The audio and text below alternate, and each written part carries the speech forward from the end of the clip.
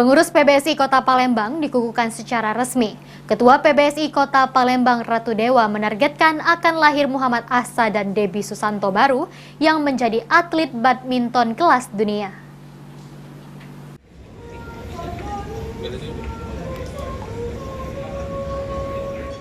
Sekda Kota Palembang Ratu Dewa kembali memimpin PBSI Kota Palembang periode 2022-2026. Para pengurus PBSI Kota Palembang ini resmi dilantik Minggu malam. Hadir dalam pelantikan Ketua Pengprov PBSI Sumatera Selatan Amrullah dan Wali Kota Palembang Harnojoyo. Setelah resmi dilantik, Ratu Dewa mengungkapkan PBSI langsung menggelar turnamen badminton Palembang Cup ketiga. Turnamen ini disambut antusias karena pesertanya melampaui target, yakni lebih dari 600 peserta.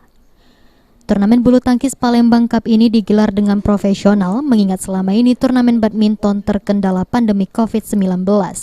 Turnamen ini diharapkan akan lahir talenta baru badminton seperti Muhammad Ahsan dan Debbie Susanto yang sudah menjadi atlet kelas dunia. PBSI Kota Palembang akan fokus pada pembinaan sejak usia dini dan usia remaja sehingga nantinya para atlet muda diharapkan akan benar-benar ditempa dengan baik. Artinya kemarin kita memang terkendala oleh COVID-19 hampir 2 tahun. Nah, yang ke depan ini tantangannya akan lebih berat lagi karena target kita mulai melakukan pembinaan di setiap klub, khususnya yang di pradini, dini, dan juga tingkat remaja.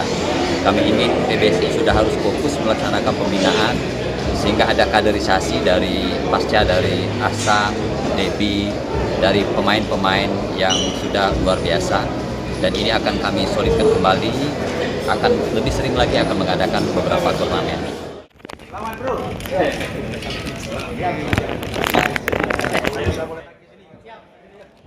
Aprianto, PAL TV.